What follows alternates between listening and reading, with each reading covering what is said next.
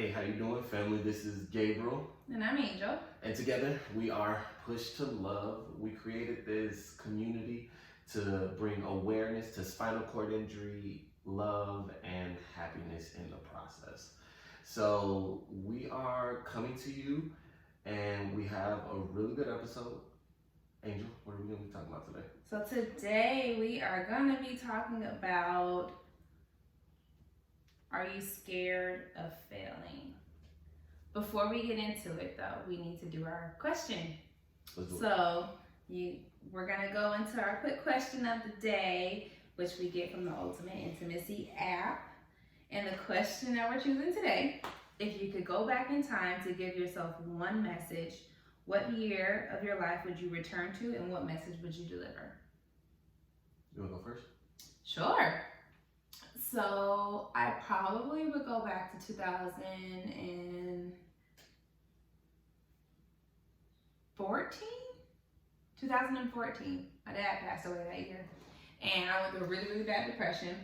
And at the time, it was more than just like I lost a lot that year besides my dad. I lost a relationship, lost a whole lot of things. And so it felt like a lot, and it felt like I would never see the end of it. That's what it felt like. And so if I could go back to that girl and just be like, because I just remember praying and everything, like, God, just like take this pain away from me. Like, I just don't want to feel this anymore. Now I want to die. I just don't want to feel the burden of like having lost so much in such a short amount of time.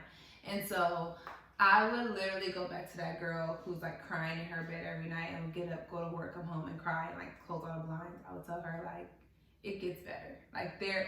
Yes, a lot was taken from you, but God had like so much more. So you know that little meme when God is like has a small teddy bear, he's like, let it go, and I'm like, but I love it, but I don't want to. This is my everything, and he has this big old teddy bear behind. Like, come on, if you let it go, I promise I got better for you. I feel like that has been my life the past 5 years. Like it was so hard for me to let go, but the moment that I accepted it, I worked through it. It's like God literally a year later like flipped it tenfold. That's dope. Yeah. That's dope. What about you? I would go back to 2009. And actually, I would probably even go back earlier than that. But I'll say 2009, that's the year I graduated high school. And like, I was always super insecure about like not being smart. Because I was never traditionally smart, right? So like in school, I never did well. I was not the studious student. I think literally the highest GPA I ever got was like a 3 point something, and I worked my hardest. No, but that's good. Anything above 3.0 is good. It was hard. It was way too hard. You can get into college with a 2.5. It was way too hard to maintain. Like it was like I had to like give up so much stuff to like get that, and I was just like, I felt bad. Like I was always hard on myself, and I was like, I didn't go through a depression, but like I was like self-doubting myself. Right. So it was like, yo, I'm stupid. I'm not as smart as, and it didn't help that both of my sisters are extremely book smart. Like extremely. Like my sister Christian went to Michigan State Honors College. My sister Joy, she was just really smart. Yeah. Like she went, both of them have college degrees, went for higher learning. My sister Joy is like gonna go back to school. It's like she wants I think she said she wants her PhD. Like that's super dope, but that ain't my life. Right. I'm good. But you, okay. So I always took that as like their successes were never the same as my successes. So I was always like judging myself off of them because that's what my parents seemingly liked was good grades, and they always would harp on me about bad grades. So it was almost like your sister, you saw your sisters receiving the praise for the grades, and you're just like, yo, that's not what am I? Yeah, like this is not me. And what am I never gonna get that praise, right? Right. Because I'm never gonna. Get and that as a child, you want that from your parents. You look for that. So all through school, like I was always hard on myself. So what I would do is I would just go back to younger Gabriel and say, just continue to focus on your race. Like my race was I was learning and developing so many skills that I use now that have like propelled me leaps like ahead of a lot of people who I Right. judge myself against. Right. And like the people that I grew up with is like, oh, like I was learning skills that were specific to like my race, my journey. And if I didn't have those skills, it would have been a lot harder to be me, you know? Yeah. So I would just go back to younger Gabriel and say, continue to be you and like don't bash yourself for not being someone else. That's or right. having the skill Nice. set of someone else. That's good. I think a lot of high schoolers could take that kind of advice. Yeah. Just, or not even high schoolers, but like just kids in general with the social media era. I couldn't imagine. Yeah. Because it's I could like not grow everyone's up. highlight reel. Yeah, everyone's highlight reel is at your disposal, and you're just like, yo, my life is so hard. And my my life highlight sucks. reel isn't it. And it's the thing, you might not even have hit your highlight yet. Right. Like you ain't glowed up yet. Right. Yeah. Out here struggling, and you're not even realizing the time is coming. But now that everything's at your disposal, it's just, yeah, I couldn't imagine. Yeah. So that would be my. Question. That was a good question. That was a really good question. All right. So today, like Angel said, we are talking about: are you scared of failing? Failure is a huge thing I think for everybody. You develop the sense of failure very early on in life. Elaborate. So I personally feel like the moment that there's failure and there's disappointment. I feel like you get disappointment before you hit failure. So disappointment can be even as early as like toddler years when you scold your children because they did something they weren't supposed to. You go, no, don't do that. And you kind of say, no, don't do that. And I know for me, like verbally being told, like, no, like you're not being good. This is not what I want from you. Like that penetrated me. But I think failure you learn even as early as like kindergarten years, like 5, 6, 7. Like I feel like we learn failure pretty early because they teach you the way we teach our systems and our schooling here. It's a pass or a fail. It's a you do great or you do horrible. It's a you do good and you can go outside and you can have recess, or you did horrible on this and you're stuck being punished because you didn't do it the right way. And so I feel like that shaped my sense of like I hate fail. Like I'm sure no one likes failing, but I think that we need to more so teach on the aspect of failing is a part of the process, not failing is bad. Does that make sense? Yeah, no, and like you had said something because like I'm one of those weirdos that like failure. Stop calling yourself a weirdo. I'm okay with it. I accept it. But like like you do, I like you enjoy it, yeah. I enjoy it. Like because like you kind of to touch on what you said is like it's a pass or fail. I never looked at it like that. Right. Like I looked why at. did they teach us that? I don't know. I can genuinely say like I don't know why the system is orchestrated and ran like it is, but what I can say is like you have to. I don't know. For me, it was I learned how to play the system early on. Like I was that kid like really like kindergarten. You knew I knew how to don't face that me. doesn't exist. That doesn't exist. There's enough to get by. That's interesting. How did you learn? Wow. Enough So yeah, my question is, how did you learn that so early on? Because people learn that in college, like C's get degrees. You learn that in college. I'm not about to overexert myself. I'm gonna get this C, I'm gonna walk across the stage, I'm gonna call it a day. But for you to have learned that, yeah, like, or not even when, like, what perspective did you get at such a young age to understand that I'm just gonna give you the best I can, and that's gonna be good enough. It's the best that I got. Yeah, like so how did you figure that out? Cause like I saw people like stress, and I don't know why stress. You like allergic to. You start sneezing when you were like. You remember that little kid with his video went viral? He's talking to his mom. He's like, I do this all the time. Linda, listen. His face was me. I am him and he is I. That's how I was. Like, Gabriel, you didn't do it right. Listen. I do this all the time. Right. Listen. Like, no. Like, but I, like, stress First of all, I just never understood stress. Like, because this is the thing. You can't control it either way. This is true. I feel like as soon as people understand and realize you have no control, let it go. That is a liberating feeling.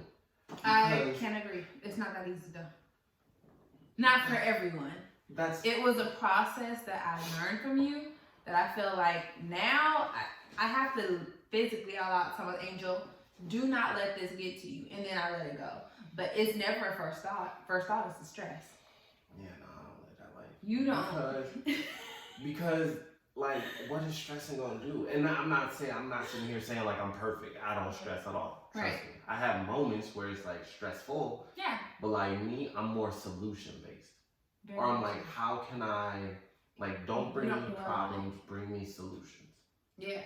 That's what I say to people I'm around, but that's also how I carry myself. Right. So I think early I started to learn like, all right, jack of all trades is not that bad.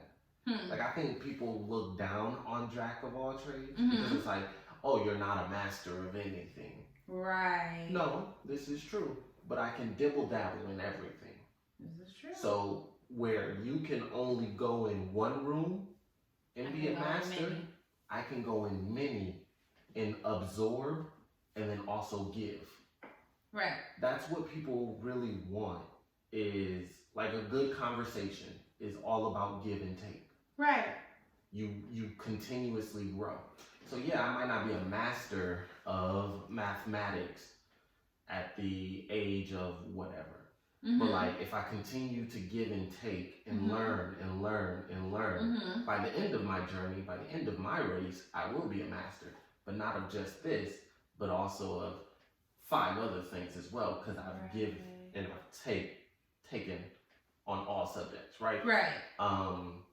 So that's kind of like how my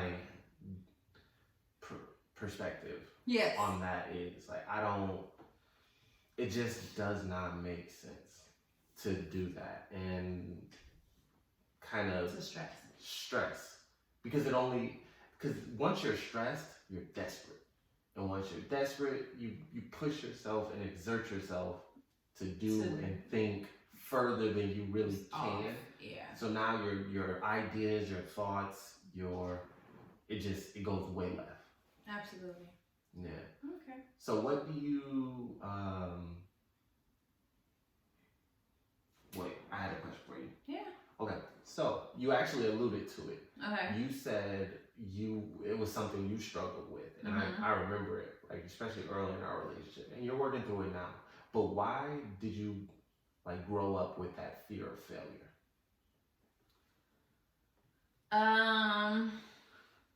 I think my fear of failure is tied to my fear of disappointment.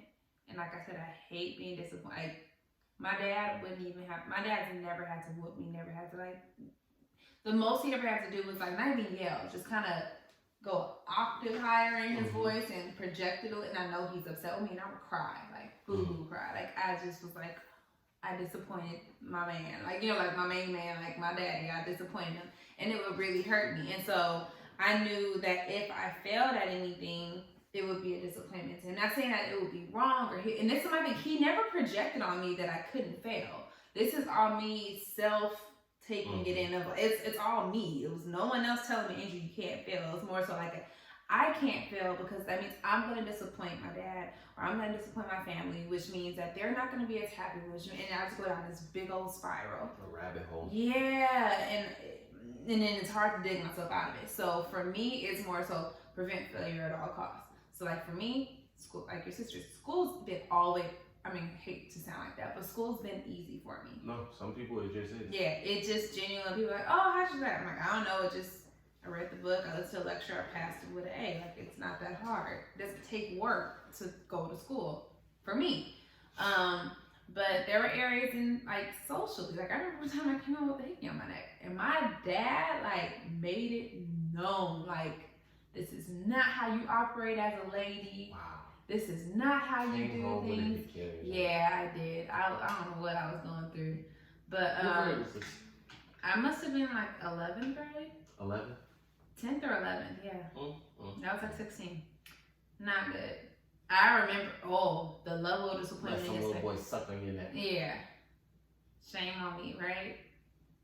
But he said something on the sense of like, if you allow stuff like this to happen after I have a talk with you, as a father, I have failed in my duties. And so like he's like, he didn't let it slide. He had a talk with me, but he's like, one and done. Let this happen again. And I'm telling you that as a father, I have failed in my duties as raising you as my daughter. And he pretty much said if you get another hickey, in his eyes, you were a stripper. Pretty much. One or the other. You know? Got a hickey again? Oh my God. Oh my God. Angel is the perfect stripper name as well. When you have to get an alias. Everyone doesn't think it's my real name anyways. Everyone thinks my name. Like, hey, what's your real name? Like, Angel. No, what's your real name? My real name is Angel. Let me see your ID. Why? Okay. Yeah. But no, yeah. So, I just feel that for me, failure has always just been a sense of just don't go there. And do at all costs, do whatever you can to make sure that you do not fail. And go ahead. Go ahead. Finish your thought. No, I was gonna say, and I think it roots back to actually, I repeated the 3rd grade. It just hit me. And it wasn't a bad thing. My mom put me in school a year early. Lied about my birthday and everything a year early so I could go to school. And then it caught up to me and I wasn't catching on and learning as fast as everyone. Mm-hmm. And so that's when they kind of like, okay, we're gonna test Angel to see if she needs to be on like remedial courses. Mom's like, my daughter is not stupid. Like, no, like, what are you talking about? They're like, well, she's not doing as well as she was this past. Like, all of a sudden, it's like a halt in her learning. Like, something happened. And so then they tested me. They were like, no, she's perfectly fine. She just needs to repeat the 3rd grade. So they actually put me in the grade that I was supposed to be in. Mm-hmm. And ever since then, it was like perfectly fine. But I think, and my mom, it was traumatizing. And not even on the sense of like, oh, I didn't do that. My mom never reprimanded me for it. She's like, listen, like, it happens. Like, we put you in early. You did great as long as you could. And now we're going to put you with kids your age. And it was mad traumatizing. Like, I used to like hide behind, like when we line up, and our school was like K through 8. And so the 4th graders have to go on the top floor. I would like hide behind the other 3rd graders. So the class that I was supposed to be with wouldn't see me when they would walk by to their class. Like, it was, I just felt like overall, like, yo, like, I'm just... like people looking at you, people judging you. As like a failure. And so ever since then, I have like been like top of my class, making sure, like, student body president, avid president. Like, I was just such an overachiever because of how bad it was. Yeah. And I think, like, you had hit on something that was pretty, like, something that I kind of live by is what your dad said, like, if you do it again, I failed. Right? Right. And that's kind of how I look at failure. I actually believe I'm a proponent in failure. I believe you should fail multiple times. Like, not like in the same thing, category, right? Yeah. But like the best lessons are sometimes learned from failures. Now, the smartest lessons are learned from other people's failures, but sometimes the best lessons, personally for you, you'll learn it the best because you went through it. You'll learn, you learn from your failures better than you'll learn from other people's failures. That makes sense. That's good. Like, I kind of look at it in the sense of you need to do certain things. So like me as like a quadriplegic, there were certain things, and there are certain things that I do just because like I don't ever want to hit a wall of growing as a person, as a as a quadriplegic. Like, I never want to not, like, I'm not a handyman. That was never gonna be my skill. Even prior to, like, I don't want to build nothing. I don't want to do any of that. Like, no, I want to pay somebody to do it. Like, that's not my talent. Okay. But what I will do is I'll learn how something works. And then just grow in that area. So for instance, like, there are so many things that I had to learn about, like, just the mechanics of a wheelchair. How does this work? How does this go together? Because if anything ever happens, I want to know how to do it, right? Almost if like worst case, like worst case scenario, like when the wheel came off, I had to show them, like, hey, this is a caster. You need a washer. like if we don't have a washer, we need something that will fit, and we were able to fix it, right?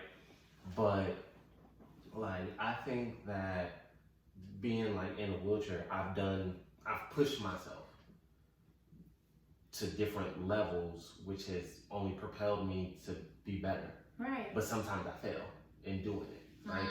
Like there are certain things that I've done that it worked out, thank God.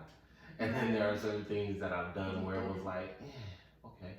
I remember the first time I went to New York, I really didn't do any research. And I was just like, I'm going. New York. I hated New York for the longest time after that. I didn't go back to New York for years just because like I was not prepared. Yeah, you didn't do the research. I did not do the research. New York is not accessible. It's an old city. Old cities. Absolutely. The infrastructure was not built for people in wheelchairs. Right. Didn't go back for years. And I always was like, I hate New York. Right. Finally had the opportunity to go back last year. Fell in love with New York because this time I did my research. I was like, okay, I want to go to this. I want to do this. I want to make sure I'm going to call these places beforehand. The places I'm staying, make sure it's accessible, X, Y, and Z. And I fell in love with New York.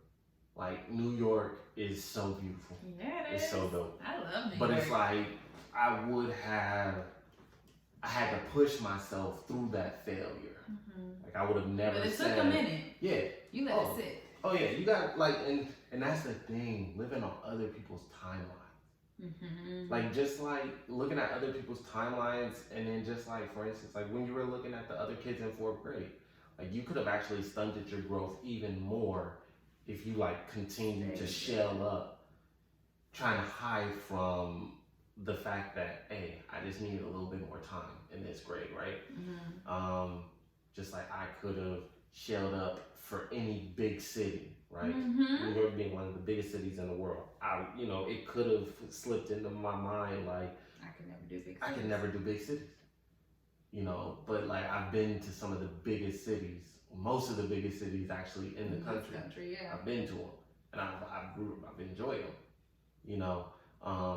So I think that's huge. Yeah. I think that I feel like, granted, I'm not talking from your perspective, but from like girlfriend and wives who have hit me up, they say things like, yeah, my husband doesn't want to go here because he's afraid he's not going to be able to get around. I'm just like, oh, it's really a fear. I know. So I think I get that question the most. Like, people ask me, I probably travel. This man travels, y'all, like half the year, which is part of the reason why I'm about to start traveling, because my man ain't about to be leaving me at home no more. But so yeah, like I travel so much, and I think that when people DM me on Push to Love, or when people DM me privately or text message me or see me in the airport, like when we were actually in Michigan, we were at a rental car place, and then I saw this young guy in a wheelchair, and I saw him kind of looking at me, and his dad came up to me, and then he asked me a few questions. I went over to talk to him, and he was just like, man, he was like, how do you do this? How do you do that? And I was just like, I kind of gave him as much as I could in that little bit of time, and then we, exchanged information, and he hit me up on Facebook. But like so many people, how do you fly? What airlines do you use? What do you do this? And like, I think I don't necessarily love research, but like it's necessary in the lifestyle, Even for spouses, y'all, because I did a horrible first trip with Gabriel, and I learned my lesson. What trip was that? Oh, what trip was it? It was a bad trip, though. It wasn't a bad trip, but I didn't do my research, and he was just like, Angel, when you go places with me, you need to go. Where did we go? I forgot. But I remember, like, you was so proud. Like, you was like, nah, I don't need to tell you where we going. I don't need to tell you. I got this whole trip planned out. And I was like, I ain't gonna lie, I was like having like a low-key anxiety attack. I was like, bro, she did not do none of that. I knew. And like when we got there, like I was so frustrated. It's gonna bother me now. Like, where did we end up? But yeah, so it's like you gotta, step out of your comfort zone. Yeah. To to get past certain obstacles. That level, which is what I think we both did. So then my question for you gears more towards your injury and everything. In regards of failure, did you ever think that what the doctors told you about your level of injury and what was to come of it was true? And what kept you going when you felt like you were failing? I never felt like I was failing. Really? I genuinely, I'm not gonna say never. I had moments where I thought like I might be doing something wrong, but in the sense never of I can't do this. Yeah, never in the sense of, because failing. Okay, so failing to me, is failure is only a failure if you don't try or don't learn. Like those. That's a good one. That's the only way. Like y'all need to take notes. Yeah. Failure. So failure is only failure if you fail to try or fail to learn. I like that. That's something. That's a mantra like in life. Yeah, that's what I live by. Yeah, that's a mantra in life. If you don't try it, you failed because you're not gonna grow in that area. Right. And you're going to, a piece of you. If you wanted to do it, a piece of you is dying. With that dream or with that want, desire, that will never grow. It's like a seed that never gets to be planted in the ground. It landed on the concrete. It's going to die. So like during my process of therapy and all of that, and like when I say my process of therapy, it's a 10-year process. Like I still do therapy. It's ongoing. I still work out in a way of getting my legs stronger, doing certain things more. But like I had down moments, but I will always say, okay, how can I do better? And like I had a team around me of people where I could trust to say, go to my therapist. And one thing that feeling dumb will teach you is, okay, if you feel dumb, that means you need to be around smart people. Because you can't be dumb and around dumb people. Like now you're really dumb. That's really dumb. If you feel dumb and you're around dumb people, you're doing something wrong. Right? But if you're around smart people, you're going to be around their conversation. Right. You're going to be around the smart decision. Exactly. Think like that. So I never was a huge reader. So my vocabulary was never astronomical. But I was around smart people who use bigger words, and I watched smart shows, and I listened, and then I had no problem hearing a word that I didn't know, and then going to the dictionary, looking it up. Okay, now that's in my vocabulary. Right. So back to like during therapy, like I never looked at it like that. So I would go to my therapist and I'd say, how can I do this better? Like, and we've talked about this before. Like I had a trainer that like even when I was like early in my injury, I would go to my therapist or my trainer like, I want to do this sexual position. How do I do it? How do I work out this muscle to get that position? Like I can't do that right now. I want to. How do I do it? Right. Okay. I remember that. Like I would, and I still do that. Like if it's something that I see that I like, that I was like, okay. And you got a whole life to try it with. Glute muscles, quads, hamstrings. All right. That seems like I need to do more squats. Like that. But that's just kind of what I would do. And I'm that inquisitive mind of how can I do it? Right. And like even if I try and I never accomplish it, right? I still tried. And I had to learn something through the journey. Through the process. So you can't really be a failure if you try. Very good. You can only be a failure if you quit. So I love that. So yeah. So a question for you. What is like the best lesson you learned from failure? Ooh, the best lesson that I have learned from failure is that, that's a good one. The best lesson I've learned, I would have to say would be that I'm stronger than I think. So and not even stronger, like physical strong, like mentally, I'm stronger than I think. And I think that comes from just having had failed at a few things in life, allowing it to get me down, but then mentally building myself up to try it again. Because, like you said, you only fail if you don't try, or you don't learn a lesson. And I'm real big on like proving things to myself. So yeah, me too. Yeah, like for travel nursing, y'all, I didn't pass my first exam, my first math test, and I was like gloating about it the entire time. Like, I got this. I'm not gonna lie. This. Like, as a good husband, when she told me she failed, I was like, oh. Yeah, because I was walking around on the inside, I was like, that's what you get. I was gloating so hard. hard. I didn't take that test today. I got it. It's easy. And I waited until the week before I had to leave, took the test, and failed. And I freaked out, and I looked at it, like, I came out the office, and he's looking at me kind of crazy, and I'm like, he's like, what's wrong? And I'm like, I didn't pass the test.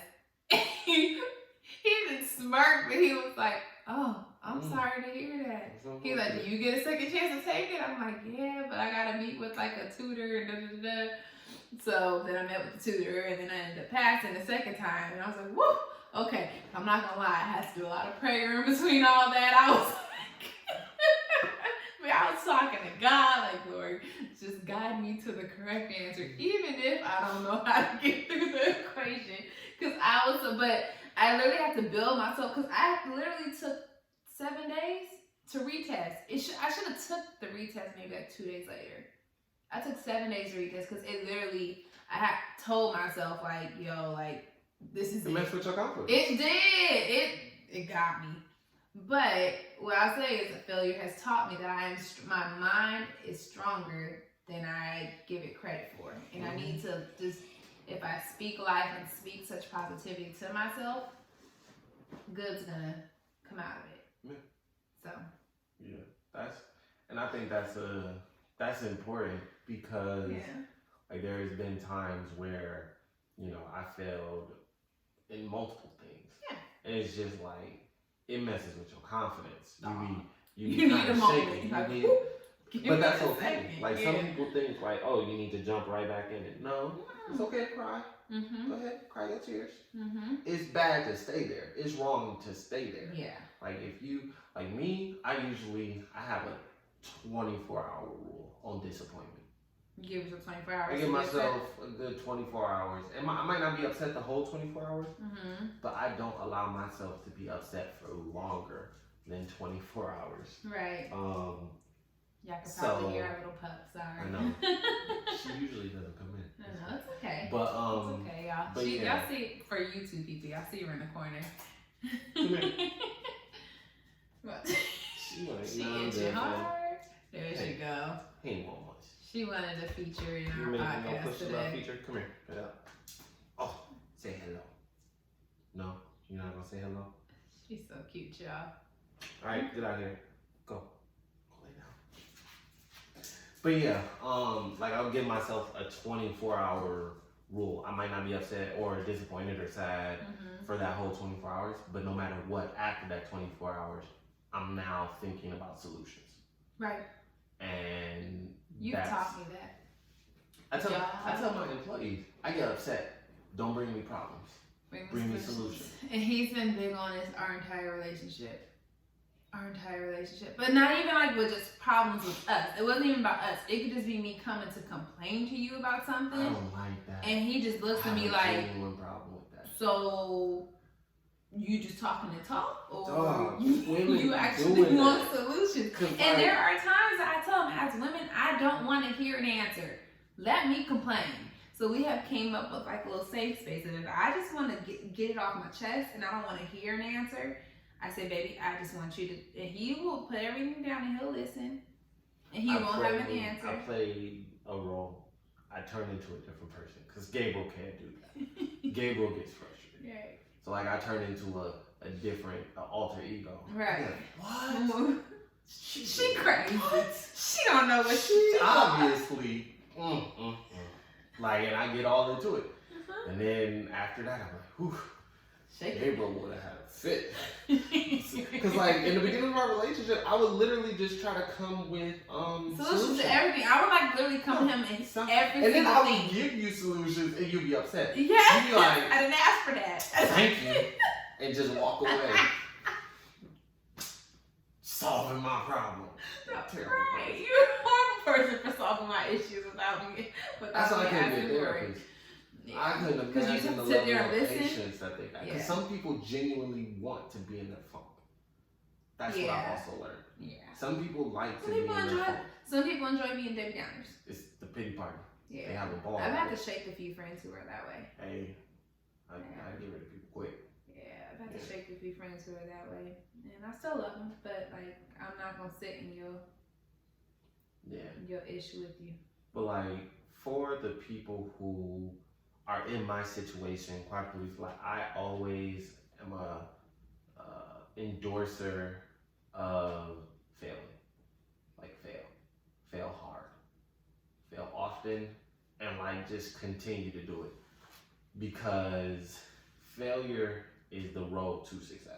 Okay. Like there is no, I started at success.